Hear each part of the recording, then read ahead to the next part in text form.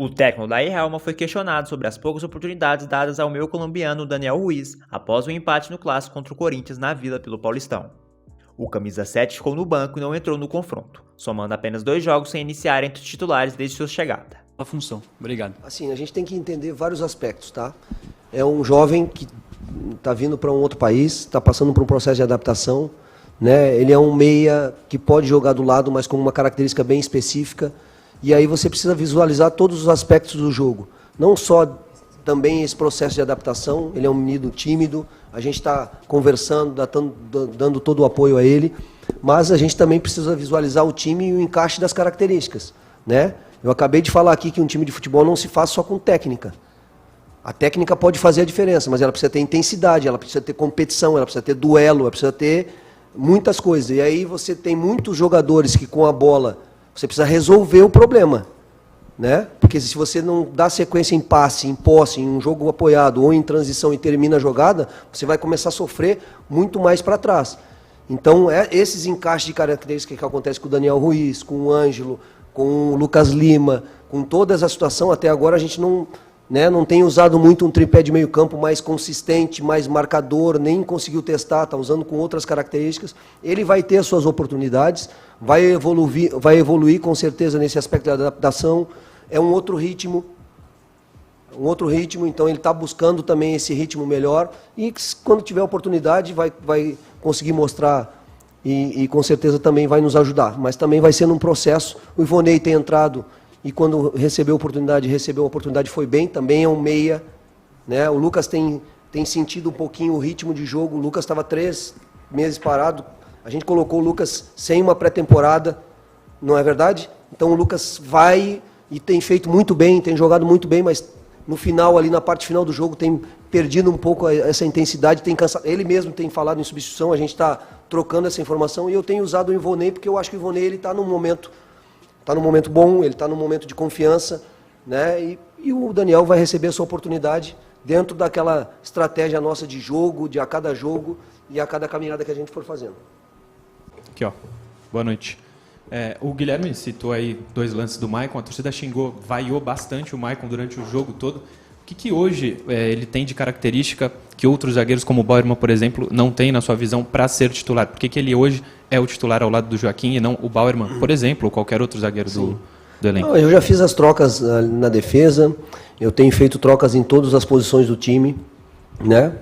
Não é por isso que eu não tenho deixado de fazer os movimentos, de buscar os encaixes de características, e a gente vai visualizar sempre para frente quais os movimentos que a gente tem que fazer, até buscar, dentro da nossa ideia de característica de time, a formação ideal, entendeu? Mas, claro que ninguém gosta de ser vaiado, nem o jogador, nem o treinador. Eu não sei qual foi o aspecto especificamente, se foi a situação do gol que surgiu a oportunidade, ou alguma situação de defesa.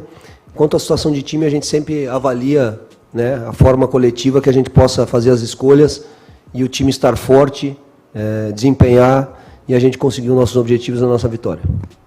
O Maicon tem sido um jogador importante dentro do grupo, né? Eu acho que partidas melhores ou piores, eu acho que todos fizeram ou todos podem fazer, porque faz parte do processo. Agora, a gente está sempre avaliando todas as situações, não é avaliar pelo individual, vamos olhar esse aqui. A gente olha também pelo contexto de característica de toda uma situação e não, até agora eu fiz muitas mudanças. Então, se a gente tiver que fazer alguma determinada escolha para frente, com certeza para buscar o equilíbrio da equipe, individual e coletivamente, a gente vai fazer. Mas não é porque estou respondendo a pergunta do Maicon, eu tenho feito desde o início.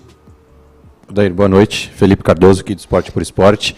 Alguns ganchos de coisas que você falou agora mesmo sobre o time não ter jogadores com característica de cabeceio, sobre você estar mudando bastante o time durante o campeonato. Você fez várias alterações, parece que nesses últimos 3 jogos do Santos você tem começado a encontrar um tipo de escalação, né, um padrão de jogo para o Santos. Depois de avaliado tudo isso, o Campeonato Paulista quase terminado, qual a sua avaliação para o que o Santos precisa, qual a necessidade do Santos para conseguir ser competitivo no Campeonato Brasileiro, que é mais forte do que o Paulista? Obrigado. Assim, a gente o Campeonato Brasileiro é um outro aspecto, né? você tem que ter, quando de posse de bola, ter essa capacidade técnica de envolver o adversário através de posse, através do jogo, ou através dessas transições que a equipe tem como característica, mas a gente vai ter que subir a régua em relação à intensidade e competitividade, que é esses jogos contra Corinthians, São Paulo, Palmeiras nos apresentou. Eu respondi e tenho falado sobre isso. A gente está numa construção, né? E hoje a gente enfrentou o time que foi finalista da Copa do Brasil, um time que está montado, está formado, e nós enfrentamos ele de igual para igual. Tivemos as nossas dificuldades, mas eles também tiveram as dificuldades deles. Então, a gente está num estágio de evolução, a gente vai em busca disso. Claro que nos últimos jogos a gente conseguiu um equilíbrio um pouquinho maior dessas características, e por isso também a busca da repetição.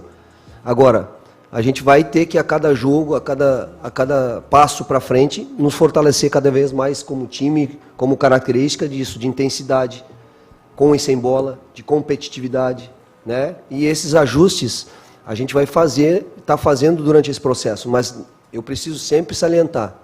Eu faz um mês, não quero falar um mês, porque posso daqui a pouco estar aumentando, mas eu não sei qual foi o último dia que eu dei um treinamento para o time que ia jogar. Nós estamos numa semana, 10 dias decisivo, que teve treino por vídeo, para enfrentar o Corinthians. Então, há um comprometimento muito grande, há uma percepção de que muitas coisas a gente conseguiu, né, evoluir, que precisa continuar evoluindo, algumas a gente precisa estancar, né, corrigir, mas é um processo que a gente vai ganhando consolidação para enfrentar esses jogos nível de Campeonato Brasileiro.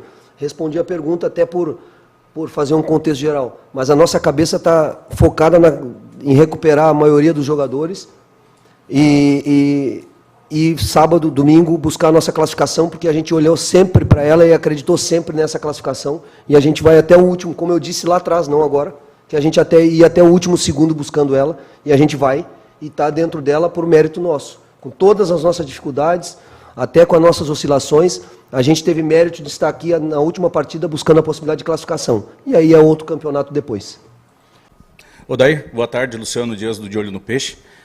Sabendo que o Santos não depende apenas de si para vencer a partida, né, para se classificar para a próxima fase, o que será feito para aumentar as chances de gol, né, dada as finalizações que hoje foram apenas 2 em gol? Quantas do Corinthians? Eu não peguei aqui do Corinthians, mas foram baixas também, né? Assim, num jogo como esse, não vai ter muitas chances de gol, né? Não vai ter, a não ser que um time tenha muita superioridade sobre o outro time, que não foi o caso do jogo de hoje, né? Os gols que a gente sofreu, como é que foram? Bola parada, né? E não foi nenhum de organização, de chute ao gol ou de qualquer outra situação. Então, assim, nesse aspecto, com certeza, o jogo passado a gente finalizou, quantas a gente finalizou? 15, 18. No anterior, 25. No anterior, então não dá para trazer para esse jogo essa situação de finalização, porque esse jogo ele vai ter um número menor de finalização, como eu te disse, a não ser que um time tenha muita superioridade sobre o outro, que não foi o caso do jogo de hoje. Pelo contrário, eu acho que foi um jogo igual, que cada um procurou dentro da sua ideia buscar vencer a partida, e eu acho que nesse aspecto o Corinthians nem teve essa superioridade toda em termos de finalização ou de domínio para que a gente tivesse essa dificuldade.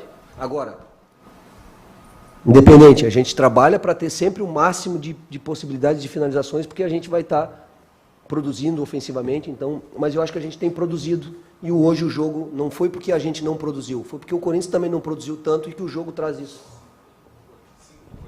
5?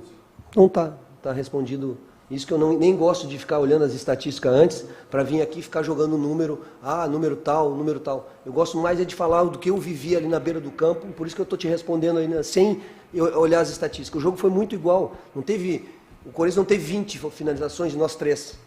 Agora, nos outros jogos que a gente tinha que produzir finalização e ter domínio sobre o adversário lá dentro do campo dele, a gente foi lá, teve domínio, teve a finalização. Hoje, claro que a gente poderia aumentar e poderia melhorar, mas como eu disse, hoje a gente sofreu muito em determinado momento do jogo o aspecto físico. Se nós tivéssemos hoje mais condição física, o jogo teria sido um pouquinho diferente. Isso eu afirmo.